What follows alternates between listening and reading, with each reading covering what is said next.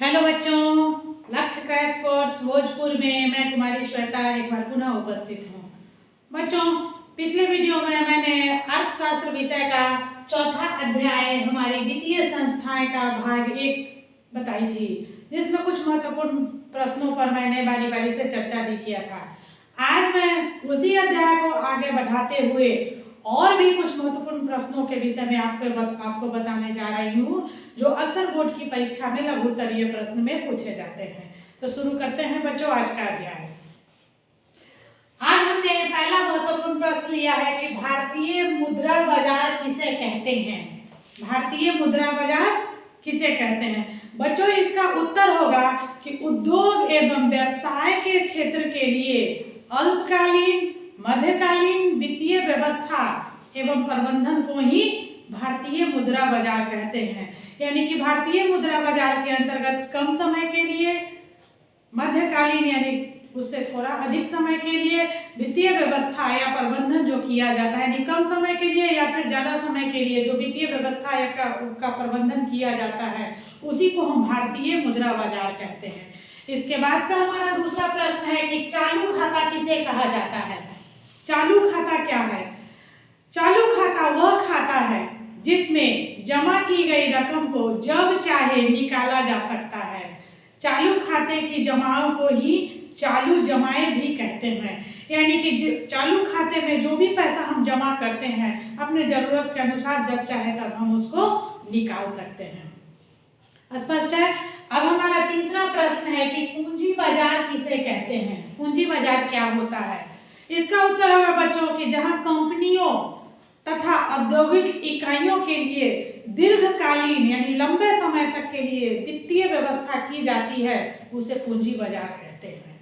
इसके बाद हमारा अगला प्रश्न है कि अस्थायी जमा यानी फिक्स डिपॉजिट्स किसे कहते हैं। इसका उत्तर होगा कि जब बैंक के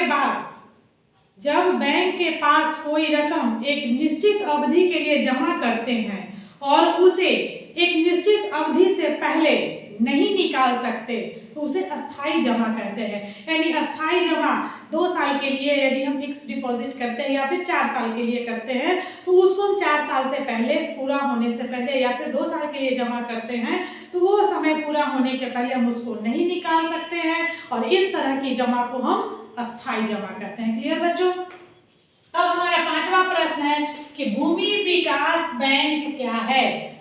इसका उत्तर होगा कि भूमि विकास बैंक एक ऐसी वित्तीय संस्था है जो किसानों को दीर्घकालीन वित्तीय आवश्यकताओं की पूर्ति के लिए सरकार के द्वारा स्थापित की गई है। इसे भूमि बंधक बैंक भी कहते हैं।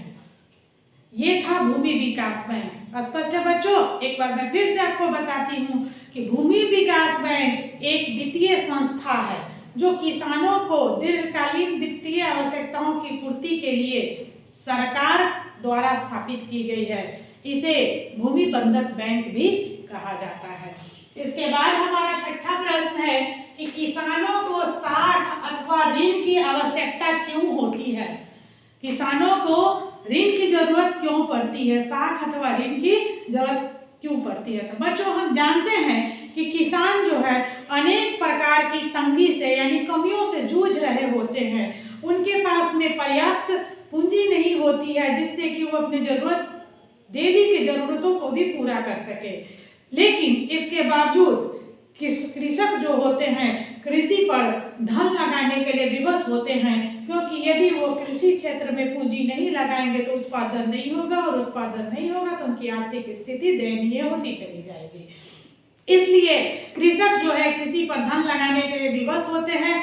उन्हें खेतों में जुताई के लिए मजदूर, बीजों की खरीदारी, उर्वरक एवं कीटनाशक की खरीदारी, सिंचाई के उत्तम साधन, इन सब चीजों को पूरा करने के लिए धन यानी पूंजी की जरूरत होती है। इसके अलावे उनके या फिर उनके पूर्वजों का भी महाजनों से जो कर्ज लिया गया रहता है उसको भी चुकाने के लिए धन की जरूरत होती है।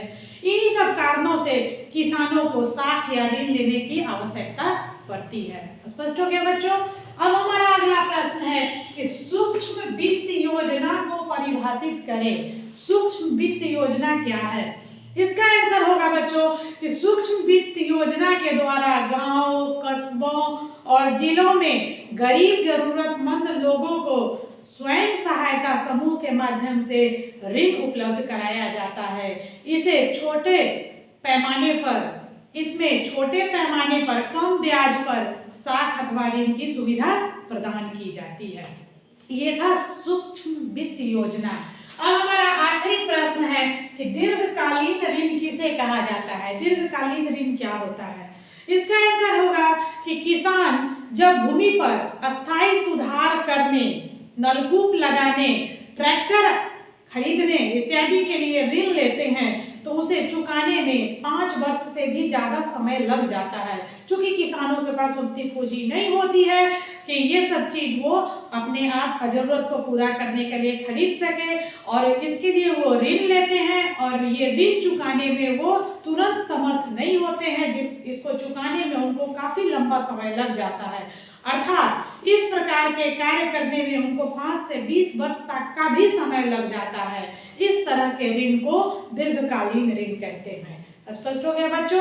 आज के वीडियो में इतना ही। अगले वीडियो में मैं पुनः इस अर्थशास्त्र विषय के अगले अध्याय को लेकर के आपके सामने उपस्थित होंगी।